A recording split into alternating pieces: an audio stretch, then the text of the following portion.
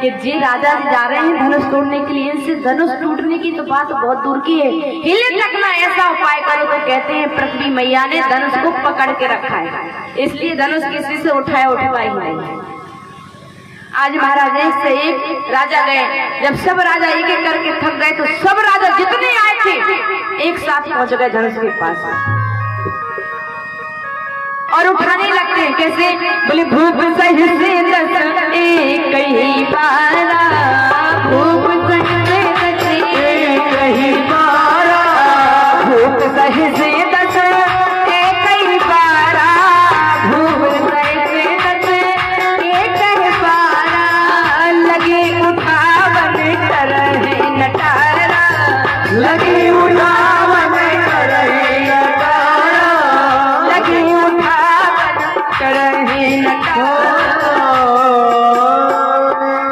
भूप सहिष्णु से कई बार 10,000 राजा एक साथ धनुष को उठाते हैं। तो ध्यान रखना 10,000 राजा तो हाथ कितने हुए? 20,000 है ना। एक राजा के 2 हाथ तो 10,000 राजा, हाथ कितने हुए? 20,000। आज महाराज धनुष कितना बड़ा होगा? 20,000 राजाओं ने ऐसे पकड़ लिया। तो कहते हैं धनुष क्यों नहीं टूटा? उसका कारण है क्योंकि उसको टूटने की जगह ही नहीं मिली। मैं कहां से टूटूं? सबने पकड़ के रखा है। अब महाराज 10,000 राजा जब धनुष को उठाने लगे तो उसको कोई उठाता है, कोई नीचे को जब दबाता है। क्यों? क्योंकि सोच रहे हैं राजा, अपने मन में विचार कर रहे हैं कि यदि 10,000 राजा धनुष उठाएंगे और टूट जाएगा तो विवाह किससे होगा? 10,000 से तो होगा नहीं। विवाह किससे होगा? बोले एक से होगा। जब 9,999 मरेंगे युद्ध करने के बाद तब एक बचेगा, तब विवाह होगा। इसलिए क्या फायदा? पता नहीं। बोले युद्ध में हम भी मर जाएं। तो कहते हैं कोई नीचे को दबाता है और कोई ऊपर को उठाता है। तो महाराज ना तो धनुष उठता है, ना टूटता है और ना हिलता है। सब राजा परेशान हो गए, अपने अपने स्थान पर आकर के बैठ गए। अब महाराज जैसे ही 10,000 राजाओं से धनुष नहीं टूटा तो जनक जी महाराज के मन में चिंता होने लगी। कहने लगे हे भगवान, ये धनुष यज्ञ रच करके मैंने बहुत बुरा किया है। क्या मेरी बेटी कुंवारी रह जाएगी? मेरी बेटी का विवाह नहीं होगा? जनक महाराज कहने लगे अब जन को माखे बटवानी, वीर विहीन मही में जानी। राजाओं से कहने लगे क्या हो हे देश देश के राजा, मैं किसे कहूँ बलशाली है। हमको तो यह विश्वास हुआ पृथ्वी वीरों से,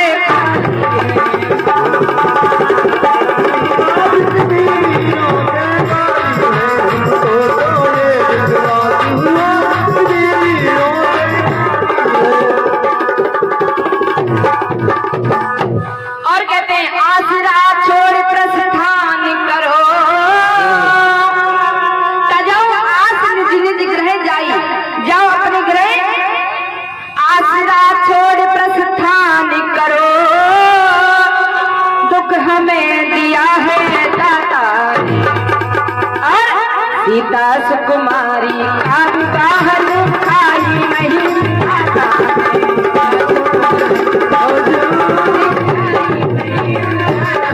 सीता सुकुमारी खाई नहीं।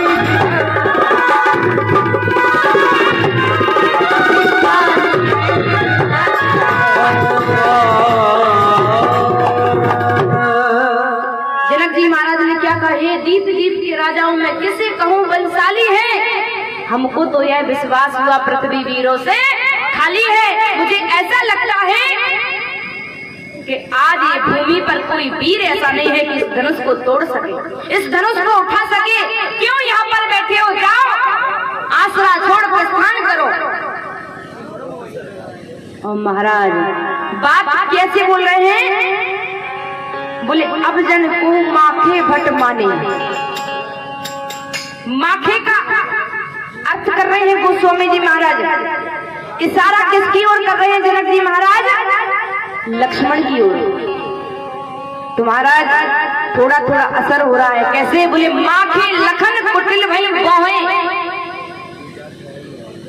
अब महाराज जैसे ही जनक जी महाराज ने इतना कहा कि जाओ अपने घर को चले जाओ, कोई वीर नहीं है। तो महाराज ध्यान रखना, राम जी हैं झंडे की तरह रघुपति कीरत विमल पताका, और लक्ष्मण जी हैं दंड समान भयो जस जाका। राम जी हैं झंडे की तरह और लक्ष्मण है झंडे की तरह। तो गोस्वामी जी महाराज कहते हैं कि जनक जी इशारा कर रहे हैं कि यदि डंडा खड़ा हो जाएगा तो झंडा अपने आप खड़ा हो जाएगा। सब राजा ने धनुष तोड़ दिया, लेकिन राम और लक्ष्मण खड़े नहीं हुए। अब महाराज राम जी खड़े क्यों नहीं हुए? क्योंकि डंडा खड़ा नहीं होगा तो झंडा खड़ा कैसे होगा? इसलिए जनक जी महाराज ने अनुचित बात इसलिए कही, क्योंकि जब डंडा खड़ा होगा तब जाकर के झंडा खड़ा होगा। जनक जी महाराज देख रहे हैं कि सारा असर हो रहा है कि नहीं लक्ष्मण पर। अब धीरे धीरे असर होने लगा। लक्ष्मण जी उठे, अपनी आंखों को लाल लाल करते हुए और कहने लगे, हे जनक, ये आपने बहुत अनुचित बात कही है।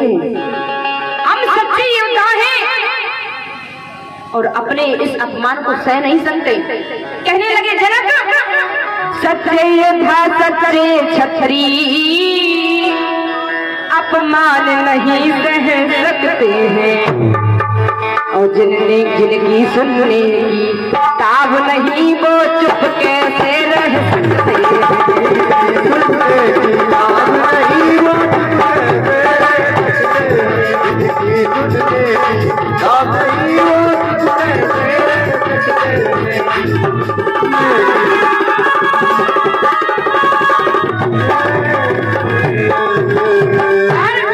रघुवीर राम के होते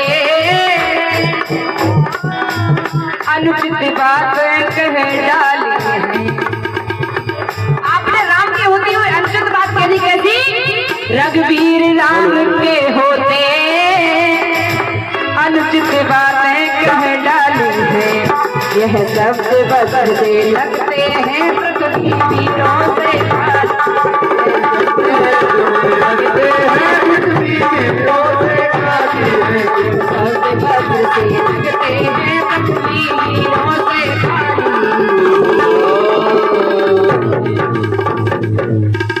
कहते हैं रघुवीर राम के होते अनुचित बातें कह डाली हैं, और यह शब्द वज्र से लगते हैं पृथ्वी वीरों से खाली। अरे हम सच्चे सच्चे क्षत्रिय अपना अपमान नहीं सह सकते।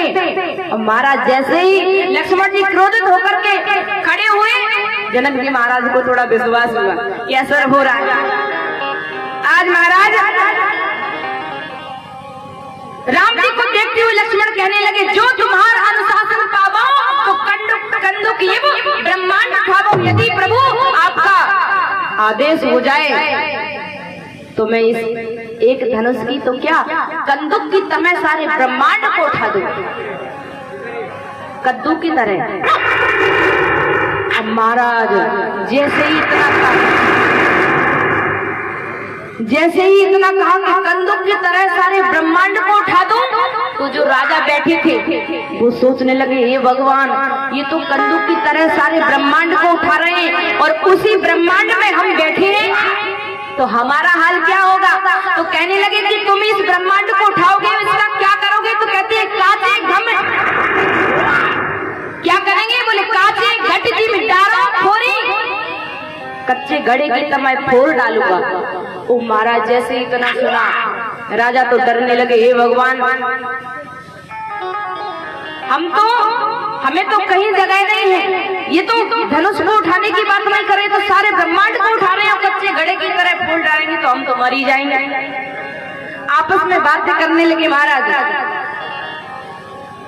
अब जैसे ही इतनी बातें होने लगी, लक्ष्मण जी को बहुत क्रोध आ गया। लक्ष्मण जी की आंखें लाल लाल हो रही हैं। राम जी कहते हैं, लक्ष्मण काम डाउन, अपने क्रोध को काबू में लाओ। इशारा किया। राम जी लक्ष्मण भैया बैठे, और जब सुबह समय आया, कौन सा शुभ समय? बोले जो विवाह का शुभ मुहूर्त है राम जी का। तो विश्वामित्र जी ने आदेश दिया, कहा कि क्या? बोले उठाओ राम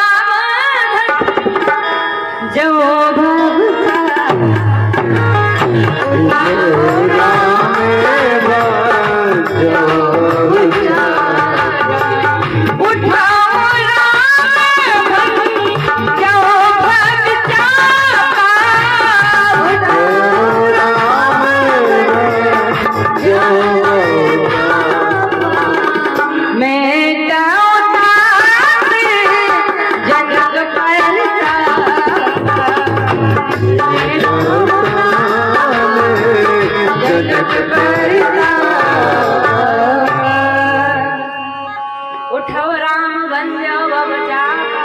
उठो राम, जो जनक के मन में प्रताप है उसका निवारण करो।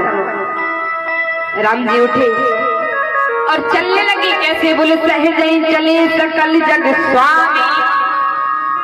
अब देखो, अभी जब राजा जा रहे थे तो अपनी भुजाओं को तानते हुए जा रहे थे।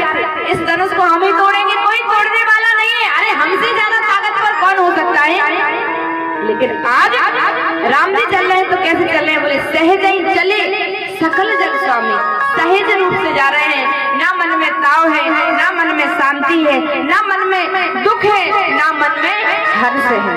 सहज रूप से जा रहे हैं। धीरे धीरे महाराज जब जाने लगी तो सीता मैया कहने लगी, प्रार्थना करने लगी, हे पृथ्वी मैया, अब जो आपने धनुष को पकड़ के रखा था, अब समय आ गया है उसको छोड़ने का, छोड़ दो।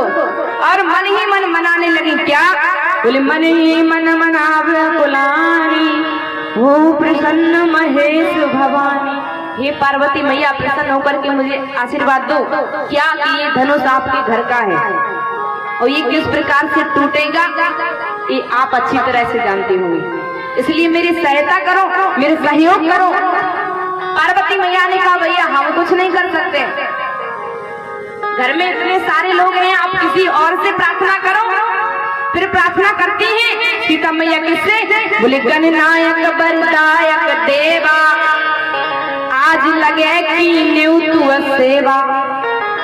हे गणेश भगवान, मैं आपसे प्रार्थना करती हूँ, मैंने जितनी जिंदगी में सेवा की उसका फल मुझे आज ही दे दो।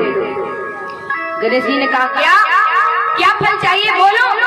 बोले इस धनुष का वजन भार कम कर दो। गणेश भगवान हंसने लगे, कहने लगे, किशोरी जी आप कितनी सीधी हैं, कितनी सरल हैं। क्यों? बोले ये बताओ, जब हमने अपने पेट का वजन कम नहीं कर पाया तो इस धनुष का वजन कम कैसे करें? क्योंकि गणेश जी कैसे हैं? बोले लंबोदर, लम्बा हो जिसका उदर, बहुत बड़ा पेट है। तो गणेश जी कहते हैं कि यदि हमने अपने पेट का वजन तो कम नहीं कर पाया, धनुष का वजन क्या कम करेंगे? गणेश जी ने भी मना कर दिया। अब महाराज सीता मैया धनुष से ही प्रार्थना करने लगते हैं और कहने लगते हैं, क्या? बोलो हो हर रघुपति निहारी। हे धनुष, आप ही राम जी को निहार करके हल्के हो जाओ, जिससे राम जी अपने छोटे छोटे कर कमलों से, कोमल कोमल हाथों से आपको उठा सके। धीरे धीरे राम जी धनुष के समक्ष पहुंचे, धनुष को उठाया और गोस्वामी जी महाराज रामचरितमानस में वर्णन करते हुए कहते हैं, क्या? होली चढ़ावत खेत गाने, और कहू न लखा देख सब खाने, कहू न लखा देख सब खाने। लेते चढ़ावत खेत गाने, कहू न लखा देख सब खाने, कहू न लखा देख सब खाने। लेत चढ़ावत खेत गाड़े, और काहू न लखा देख सब ठाड़े। सब राम जी देखने के लिए ठाड़े हैं कि ये धनुष कैसे तोड़ेंगे। और राम जी ने कैसे तोड़ा? बोले तेजन राम माघ धन तोड़ा, तेजन राम माघ धन तोड़ा, तेजन राम माघ धन तोड़ा, तेजन राम माघ धन तोड़ा, तेजन राम माघ धन तोड़ा। भरे भुवन धुनि घोर कठोरा, भरे भुवन धुनि घोर कठोरा, भरे भुवन धुनि घोर कठोरा। राम जी ने एक ही पलक में धनुष को तोड़ दिया। तेजन राम मद धन तोड़ा, भरे भुवन धुनि घोर कठोरा। सारे ब्रह्मांड में बहुत जोर से धुनि हुई। धनुष जब टूटा तो बोले राम राजा सरकार की, दूल्हा सरकार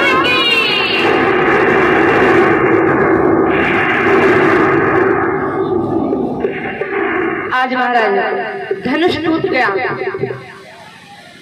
जनक जी महाराज को शांति मिली, धनुष टूट गया तो अब किशोरी जी का विवाह भी हुआ। महाराज जैसे ही धनुष टूटा, राम जी ने 2 टुकड़े करके पृथ्वी पर डाल दिया, चरणों में डाल दिया। तो महाराज कुछ लोग धनुष से पूछने लगे कि धनुष भैया ये बताओ आप क्यों टूटे, आपके टूटने का कारण क्या है? आपको पता है आप टूटे तो किसके हाथ? बोले जो सबको जोड़ता है, भगवान ईश्वर परमात्मा परब्रह्म परमेश्वर, आप उनके हाथों से टूट गए। धनुष कहता है मैं बताया बड़ा भागी हूँ। कैसा? बोले आज तक मैं जुड़ा रहा तो मैं सब लोगों को तोड़ता था, लेकिन आज मैं जब टूटा हूँ तो 2 लोगों को जोड़ करके टूटा हूँ। बोले सियावर रामचंद्र की। आज मेरा जीवन भी धन्य हो गया। धनुष कहने लगा। महाराज जैसे ही धनुष टूटा, सीता मैया को लेकर के सारी सखियां आई। वरमाला सीता मैया के हाथ में है। संग सखी सुंदर चतुर गावह मंगल चार, गवनी बाल मराल गति सुषमा अंग अपार।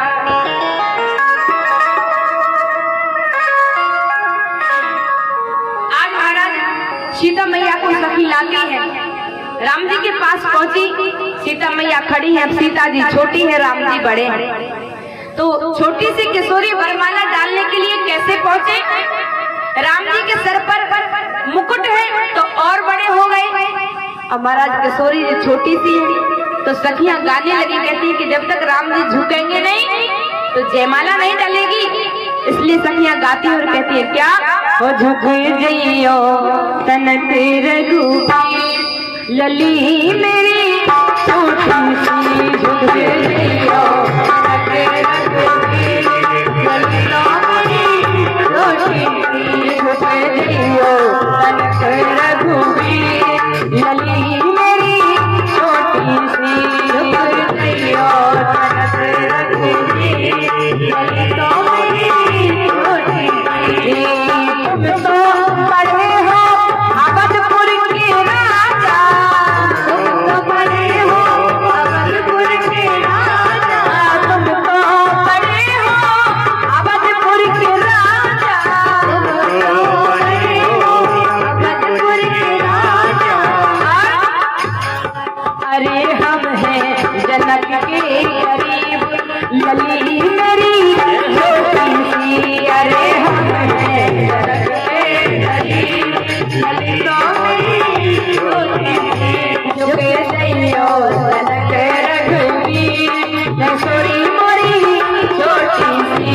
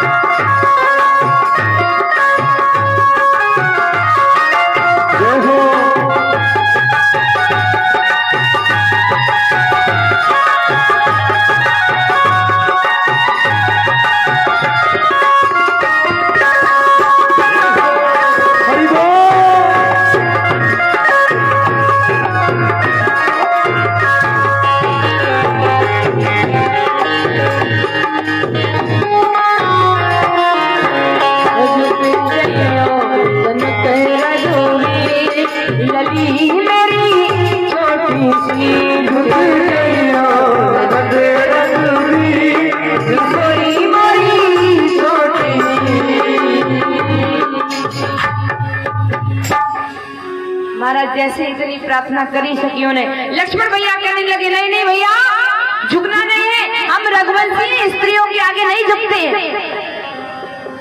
अब महाराज विडम्बना, राम जी झुकेंगे नहीं तो जयमाला कैसे डलेगी? लक्ष्मण भैया कहने लगे भैया ध्यान रखना, ससुराल में आपका पहला दिन है, और यदि आप ससुराल में पहले दिन ही झुक गए तो फिर जिंदगी भर झुकना पड़ेगा, इसलिए झुकना मत, सीधे खड़े रहना। और राम जी बात तन के खड़े हो गए।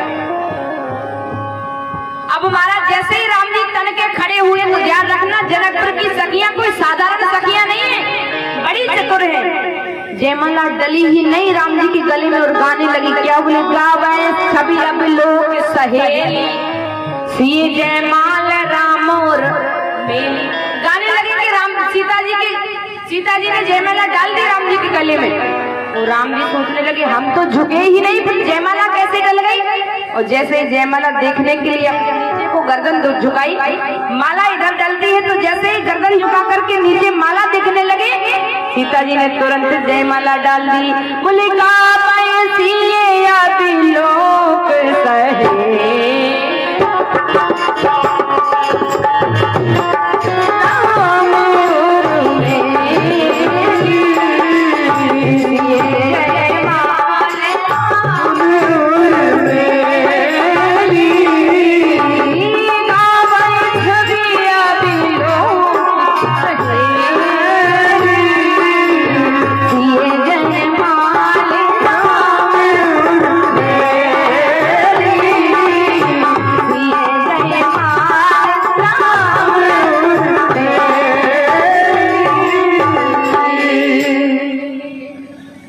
आज महाराज जयमाला डल गई, राम जी का विवाह हो गया। और फिर इधर जैसे धन टूटा, परशुराम जी आए, बहुत क्रोधित हुए। बहुत विस्तार से परशुराम जी संवाद की भी कथा है, समय कथा का हो गया है, इसलिए एक बधाई पत्र भेजा।